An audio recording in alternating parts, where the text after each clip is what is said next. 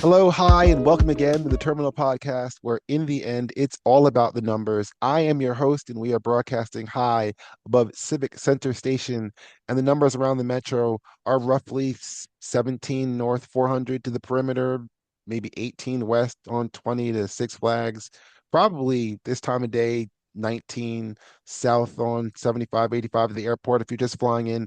We're in August. And yeah, it's the wild ride before school bells and the Labor Day brings in September.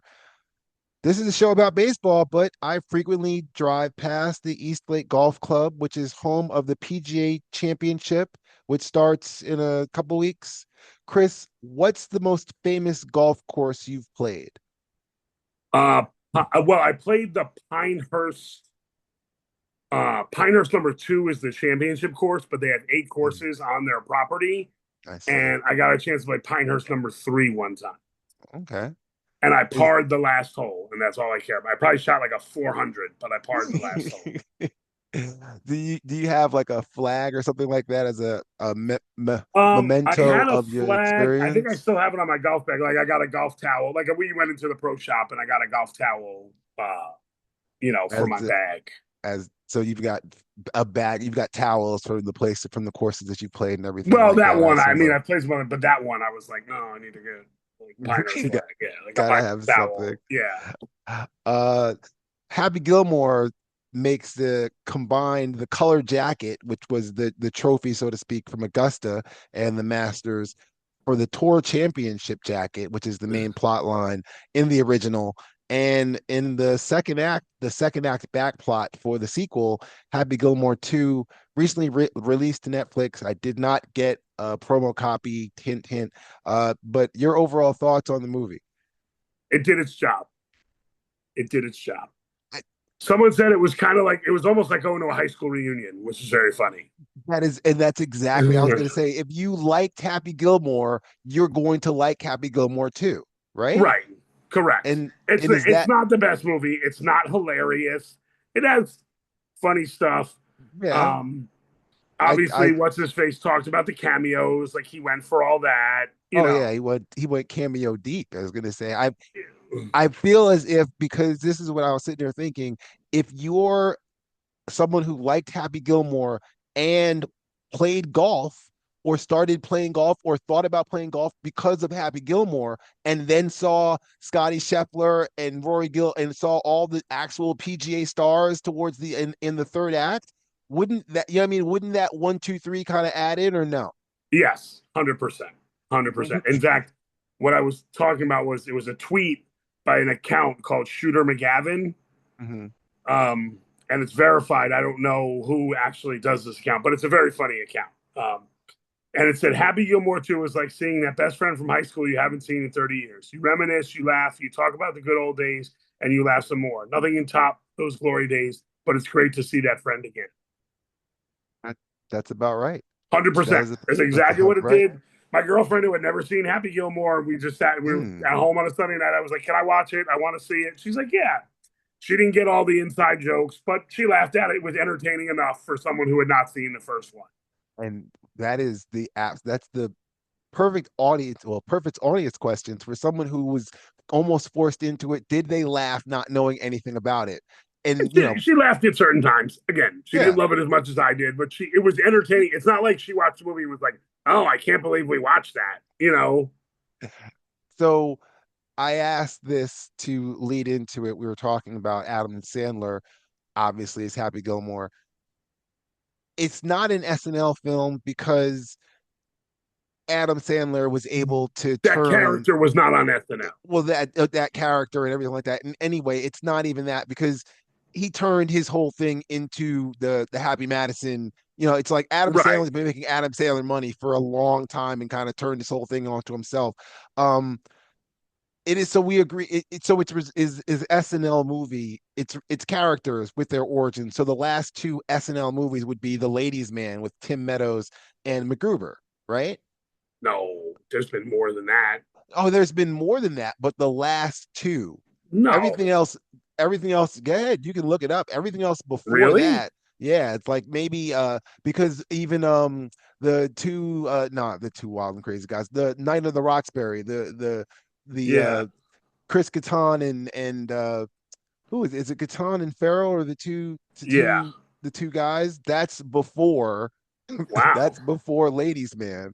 And either way, MacGruber's the last one, you I would know. figure MacGruber would be up there, but Well, oh that my God. Well, everything else is prior to is the whole point. That's the thing. But wow, so there's I not as many as I thought.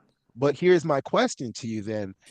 Is the connection to SNL, which is Lorne Michaels, is that enough to make it an SNL movie? Because Three Amigos, he's producer of, and No, it's no, it's got to it's be his characters from the show.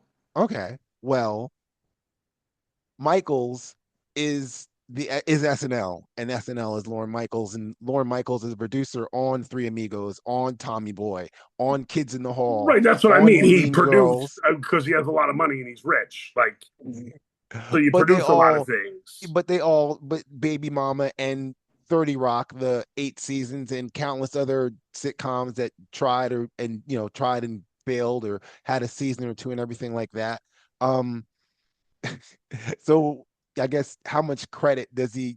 You're saying it's not an SNL movie. You don't consider that part of the SNL canon, I guess. Well, no, Like, not just because Lorne Michaels, but that'd be like that would be.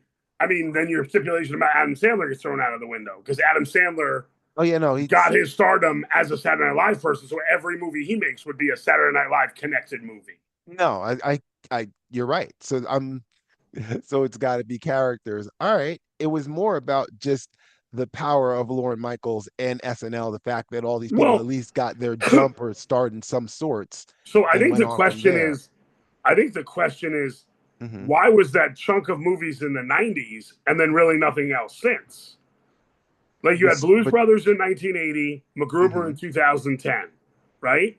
yeah, But then the other one, two, three, four, five, six, seven, eight, nine movies come in the '90s. It's very because interesting. I, but that was also sort of the what's the word I'm looking for? The gluttony of films that were being produced at that time Right. because Yeah, but of I mean, well, it's just the gluttony of films we know that were being produced at that time well because we watched them. and that's the thing. I feel like that was the 80s kind of showed, that goes in the whole the teen films of the 80s that everybody talks about showed that there was an audience for of young people that were going to Right. watch But those that films. audience hasn't dissipated. So why, since 2000, has there only been one? Because there's been people that have moved on to standout careers, And they've done other things and things like that. Yes. right? And The Will Fortes and the Bill Haders and the Andy Sambergs, and you know what I mean? Like yeah, you plenty can of keep guys that have going. gone on to Kristen do Wiig, Maya Rudolph. I Kristen was gonna Wiig, say, Maya Rudolph, right? People that have gone on to yeah, do plenty of stuff. yes. Who am I thinking? Amy Poehler, and Amy then Poehler and Tina also Fey, right? Like, yeah, no, yeah. there's a long list, and we could continue, could go further back, but But the why have there was characters that they had on the because show?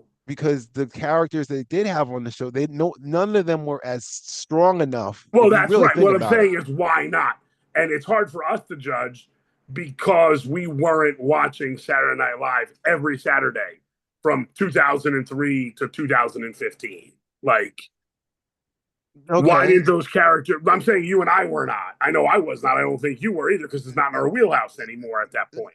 no, but it's like I paid attention to who No, I paid the up, but it's yeah, different. That's different than a yes, Saturday okay, night appointment viewing true, and true. wanting to see Wayne and wanting to see a Wayne's World skit, wanting to Well, see, wanting to well, I mean, see they tried to make a Hans and Franz movie, but it got shut down. So my point is, why? wanting to see Stefan on Right. Update.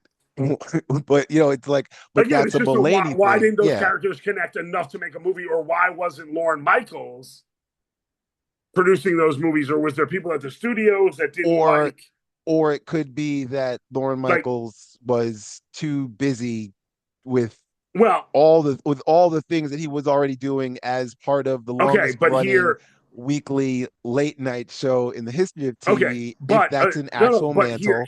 here's the reason. Here's the reason. Okay. Yes. Rotten Tomatoes. Oh yeah, no, that's if you're gonna say that's the reason, yeah, because they were all Well, terrible. All those right. movies were The horrible. last couple movies, MacGruber 48%, Ladies Man 11%, Superstar 32%, A Night at the Roxbury 11%. So maybe the studios were just like, yeah, we're not doing SNL movies anymore. You had a couple big ones, but we're not doing it anymore. Clearly that happened because Yes, Lorne Michaels in the mid 2000s by then has enough cachet, like you said. He puts on all these other shows and stuff. So maybe he just turned it to doing television shows rather than movies. He has the cachet. He's still Lorne Michaels. Lorne Michaels could get a movie made today if he wanted to. well, as he should because he is No, he uh right, no, he 100%. is Yeah, on the Canadian Wall of Fame in Toronto and other honors from up north like Queen Elizabeth. He's the Diamond Jewel Medal. He has the Diamond Jewel Medal from Queen Elizabeth and is both a member and companion to the Order of Canada. right. So Whatever that means. and the inspiration and impersonation of him is Dr. Evil. Right.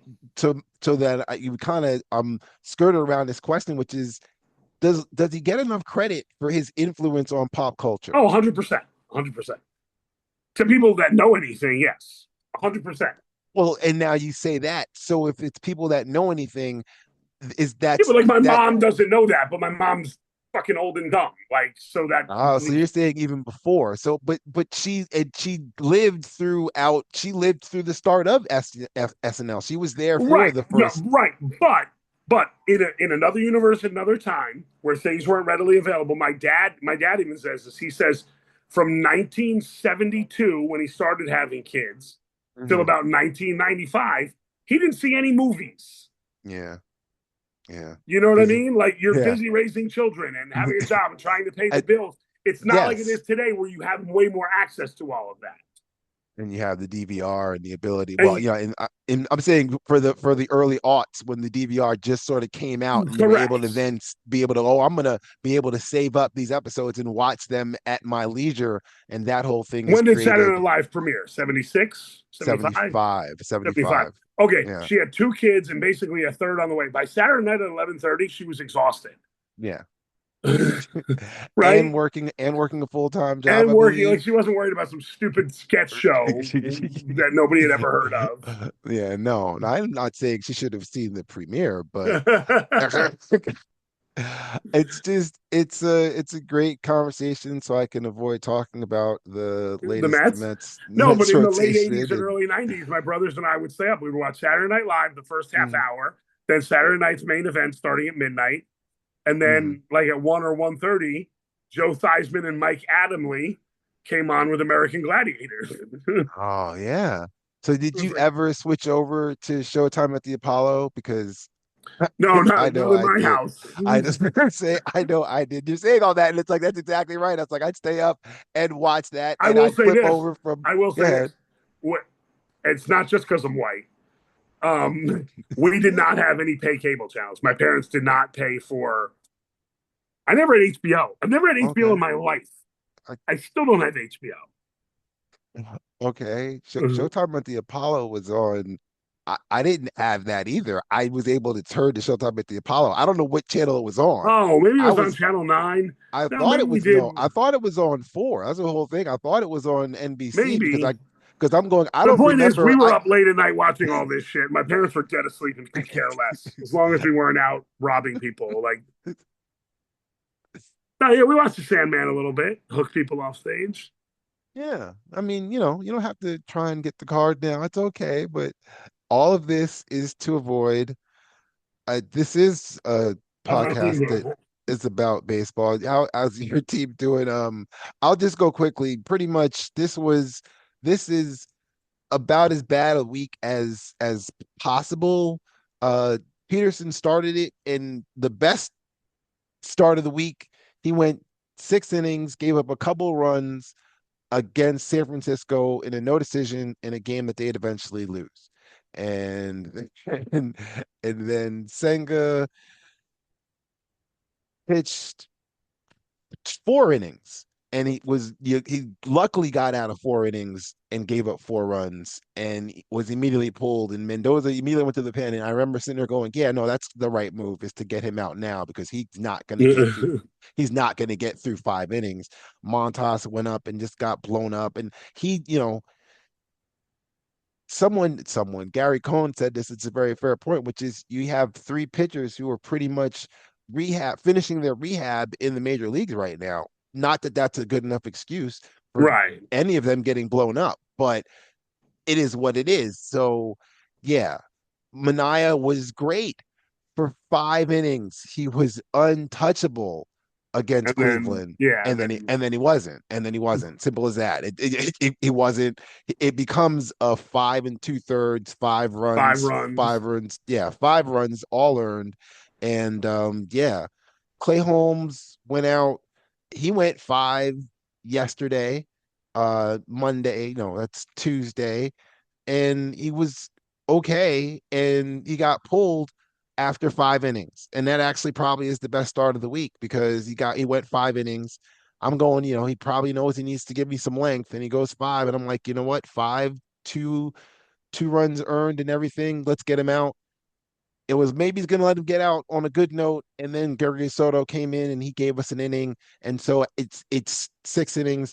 But here's the problem, because that's the start of 39 straight outs by the Mets offense. 39, 39.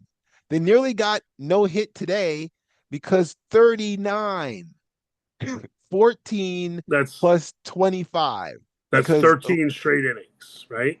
If I do yeah, my math correct. So for I 13 straight innings, you didn't get a hit or a walk. who did we just talk about a couple podcasts ago who went Oh 12 yeah, innings? Harry. What's the guy? Harvey Haddix. Harvey Haddix. Yes, We went Harvey Haddix and then we some, and then got some. Haddix, but over Eh, 2 days. over 2 days to stretch it out some. Here's the Yeah. thing: I don't want to be that guy, but I'm going to be that guy. Mm-hmm. It goes back to the larger point of being a sports fan. We Mm-hmm. certainly dwell on the negative as sports fans more than the positive. Mm-hmm. Because, like, when your team has a good 2 week stretch, 2 or 3 week stretch, but then followed up with a bad 2 or 3 week stretch, all we ever, or say they had the bad 2 or 3 week stretch first and then the good 2 or 3 week stretch afterwards. All anyone talks about is the bad 2 or 3 week stretch. I can remember the Mets winning 7 games. Right. It was just a second ago, but it's been followed up by this, which is, and then it's a I think long I've season, heard the everything Mets like have had that. two 6 games and one 7 game winning streak this year. The Mets. Something along those lines. I mean, it's possible to flip it around, but it's August, so now it's okay to panic a little bit. I'm not saying it's not okay to panic. And again, I'm not trying to be the sunshine and Oh, roses. no, no, no, But I'm both not. the Mets and Yankees Mm-hmm. currently, and I know you can't do it, the playoffs started today. Yeah, They're no. both in the playoffs if the playoffs started today. Like, they're Yeah. not, again, you listen, like I listen to the local sports talk radio and I read the tweeters. And like, what I was reading one today, the Yankees are an embarrassment of a franchise. Really? Really? An embarrassment of a franchise? Yeah. Really? I, the comment boards, and I wonder, and this is, are we now that old that we view those that are like, how how your recency bias on this is almost like you just became a fan like yesterday, Right. and We this were is in the your first. World Series last year. And again, I'm not defending Aaron Boone as a manager or whatever. And I'm not saying he's a Mhm. great manager. I don't think he's great. I think he's better than most Yankee fans. We were in the World Series. That's it. Only Yeah. two teams get to play in that. We were one of them. Carlos Mendoza is called the worst manager ever. And the only thing he's done is go to the NLCS and have this team over in his one 500. season, in his season and a half as a In his manager, season the major half, league. his winning percentage in his season half is like 54%. I mean, it's over 500 as a manager. All I he's think done is do, I yeah, may have but used it on this podcast or not, but the best call ever was the time the person called up and said, Aaron Boone, and he repeated this line several times, knows nothing about baseball. Nothing? from a family, from an From a absolute third family, generation family, like the amount of major league seasons between him, his brother, his dad, and his grandpa is probably 80 seasons worth of yeah, major league yeah, baseball that they well, yeah. played That in. they played in, and it's almost closing in on half the history of the sport, but Right. Yeah, like legitimately. Like but what do they he know? knows What nothing. nothing about it. Okay, you could say Nothing. he's not very good at implementing what he knows about baseball, but don't say he knows nothing about baseball. That's a little bit of hyperbole. It's almost as if they're trying to do that so they can be the quote of the week or something along those lines. You know Right. what I mean? Yeah, But absolutely. Anyways, well, I mean, we live in the hot take era. and So, that is which is almost the need for validation, the need for some sort of something. I mean, and I guess one could say, "Oh, you're doing a podcast," but I'm doing this for the fun of it. I mean, I'm honestly, is it that we have the ability to get that, so to speak, with social media, with these yeah, with this 100%. technology? So if this was the 80s, it would be something similar and we'd be in a completely different era now because we would have lived through it. So we're just the baby generation of all this, and we're Hmm. just going to be looked upon 20, 30 years from now as look what they were, and now we're at this because we're the first ones playing with all this. Right. Yeah. Absolutely. So yeah, once And the again, fact is, and I think I said it last week when we did this, the moves that the Yankees and Mets made at the hmm deadline were the right moves. It may not pay off. It may not, but they were the right moves. that's Both how I was teams going did exactly what they needed to do and got the traded for people they needed bullpen, to get, right? traded for bullpen, didn't give Didn't away the didn't give farm away top right. prospects. Like Yeah. Yeah. again, I said it years ago when the Jets were mired in quarterback hell, which they still are. Um, and I liked Mark Sanchez coming out of college. I thought he would be a pretty solid pro. He's turned out to be okay. I mean, everyone remembers the Yeah. butt fumble, but when they traded up to get him, they traded up to like the sixth pick or whatever. I said it's the right move because it's the move they identified and that they believe in. Their staff at the time, their coaching staff, and that doesn't mean it's going to work. Yeah. Doesn't mean it's going to work, but it's the right move. I think there can be those two things can be in existence at the same time. One of David Stern's quotes after the trade deadline is for the Mets players, they're good players and proximity to the majors factors into these types of deals.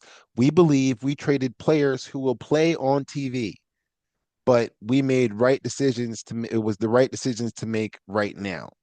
The long quote that I sent to you is our responsibility here is to give ourselves a chance to make the playoffs and ultimately win a World Series every single year. That's Right. what this should be. That's what we're aiming to make it. So I don't view this period of Mets competitiveness in a defined window. I view it as the beginning of what should be a very long and sustained period of competitiveness at the highest level. Moves help that this year without sacrificing high special upside talent that could come help us in years to come. That's the full quote, Yeah. and that's It's 100%. It's yeah.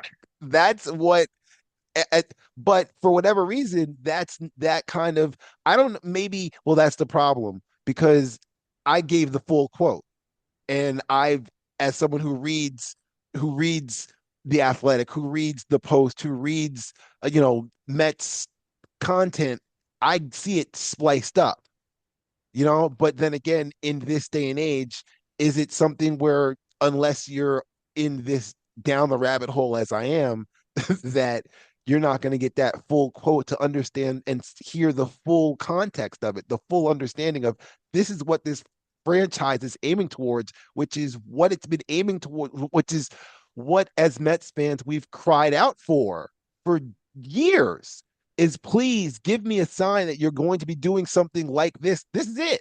Yeah. This is it. So Hey, I'm going to read a long quote or quoted please, tweet. please. This is from a guy who calls himself Rational Yankees fan on Twitter, and he is rational. It's similar to your, but it has to do with the history of the Yankees. The Mm, World Series or bust attitude is creating a toxicity within the Yankees fan base.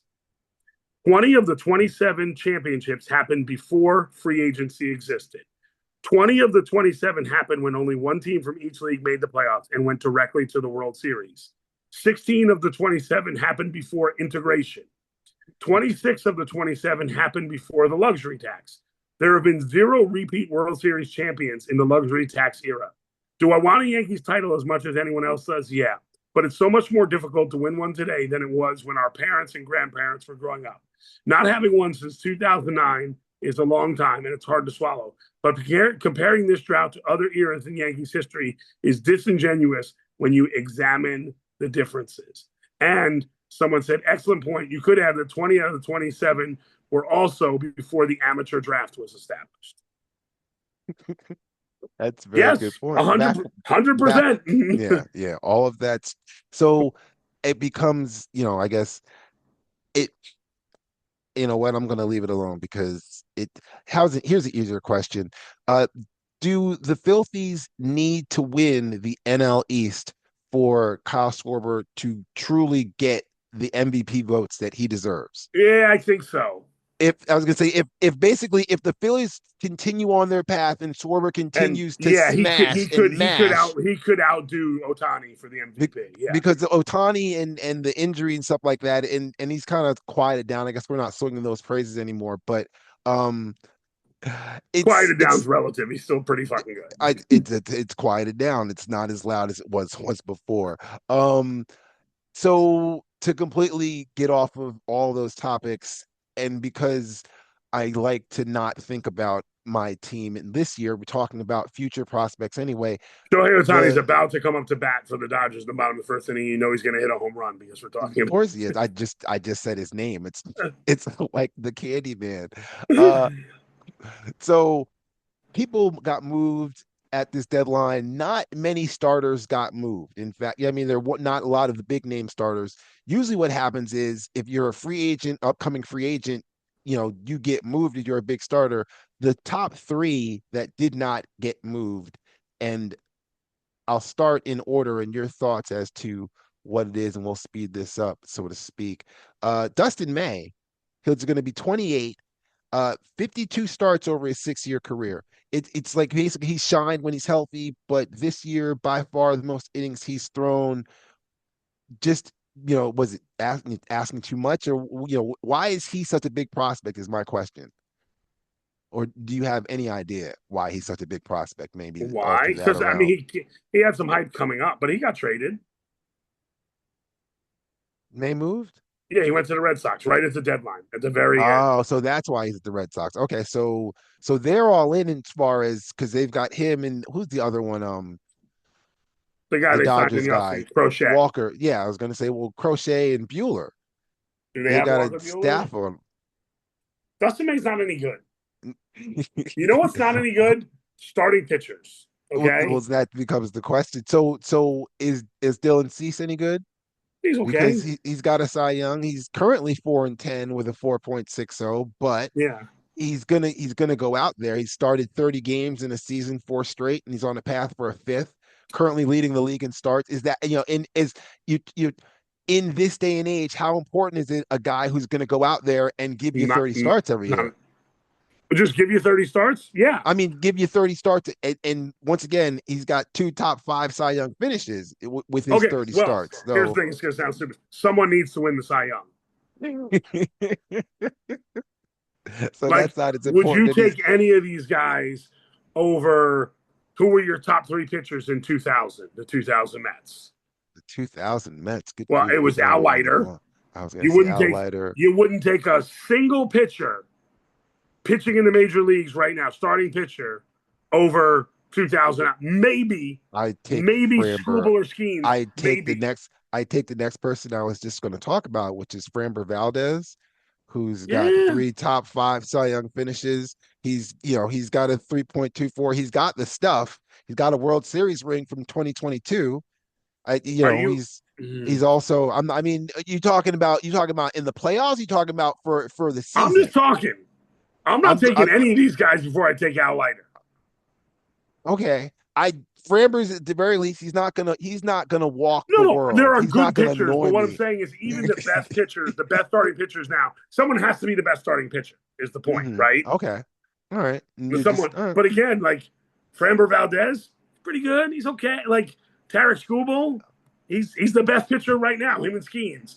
But are they Hmm. like I don't know, World like a class, starting pitcher, right? all time great It's pitchers. like I see what you're who's saying. it's like who's the best running back in football? I was gonna say, yeah, the importance Would of you the take any of position. them over Emmett Smith, Tony Dorsett, Barry Sanders? Would you take him over fucking Rodney Hampton? Like, would you take him over Joe Moore? Like, I don't know. Would you take him over Freeman McNeil? I don't think I But but would. the but the offense is also run differently. Would you take them, But adding them so the into that game, type of offense? So getting the 27 outs is crafted differently. yes, Just like saying offense is crafted differently in the NFL. well, you know what? I'll put a pin in that and possibly come back to it. But I'm going to end with a trivia question because I started with talk on SNL, so I'm going to go back to Studio 8H for the close. I was trying to talk more about Lorne Michaels because he's helped launch. He's been the trampoline to launch countless careers. Whether it's someone like Chevy Chase, 12, or Eddie Murphy, 19, or a side hustler like Sarah Silverman, 20, or Martin Short and Billy Crystal, 16, people who worked at SNL but are not remembered prominently as all those former cast members Mm-hmm. are the numerous writers who have remained somewhat nameless, like James Dowdy, 563, Robert Smigel, 161, Paula Pell, 196, JB Smooth, 20, and Jack Hanley, 92. All those numbers I'm throwing out of those afterward are some of the people who have written for SNL, but according to IMDb, are listed as written by with written by credits, meaning I feel like written by means a little more than just written because there's a ton of Right. people who have written, but there's a certain number of people who have written by. Like Tina Fey's got 142 written by, Michael Schur's got 127. So they do have them. Bob Odenkirk 40, Jim Belushi and Eddie Murphy 31, and Adam Sandler 33. There are 852 episodes of Saturday Night Live. How many IMDb credits does Lorne Michaels have as written by? I can continue on. Harper Steele has 185. There's a documentary. Is it Will Ferrell or is it with her crossing? You don't know what I'm talking about? No, well, first of all, Jim Downey would have the most. Okay. He was the writer for 30 years. So I don't know what his number is, but it's got to be I I 400. said I said Jim Dowdy has Oh, 563. okay. I didn't hear the number. Okay, Okay, right. Jim that's all Downey right. has No, 500 of the 800. I, Yeah, I exactly. did. Yeah, I said that. Jim Okay. I'm Dowdy's got sorry. I didn't hear 563. his That's number. I okay. heard you say him, but That's I didn't. understandable. That's okay. That's all right. Mike I would Myers, say he doesn't Lorne get as much credit. Michaels. Okay, I he's would say just gonna Lorne keep saying Michaels numbers. written by. He probably wrote some Written, early. written by Yeah. Larry David and Christopher Guest each have 17. Mike Right. Myers has Right. They were one 110. season guys. Right. Mike Paul Myers, couple Mooney, seasons Paul Mooney has one, early and it's on. from Okay. 1975, the Yeah. Richard Pryor episode, and I'm Right. betting it's the back and forth with Pryor and is it Chevy Chase who they're going Right. back and Yes. The forth with? N word and the, yeah, Yes, yeah, 100%. I Yep. Yep. so Paul, I'm so sure there's Paul one. Mooney wrote that skit. You're 100% right. So that's the point though. That's the written So by. I'd You say see what I'm Lorne saying? Michaels So has like 12.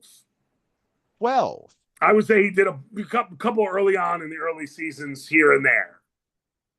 So, I mean, it could be any number, anywhere between 0 and 800. So that's pretty. Well, it could be, but as you said, James Downey probably has the most, and he's at 563. So I've given you tons of different writers and who out what their numbers were. So you go with 12. All right. I'm assuming that's way low by your It could be way high. he's, your he's, he is the producer. He didn't have to right. write anything. He's the producer for all of this. He's the executive Like I said, producer. any of his writing credits would have come early on before they fully established like that they had a head writer when Jim Downey probably came on in 1981 or 82. 12 is the number. Thanks for listening to 2TH grads taking over the latest Mets up. I'll be THS back. grads. THS grads. Yeah, what did I say? That wasn't that. You said TH grads. Oh, well, still would be correct, technically speaking. I'll be back soon enough with hopefully something better to put down. Take it easy down your life's highway and have a good afternoon.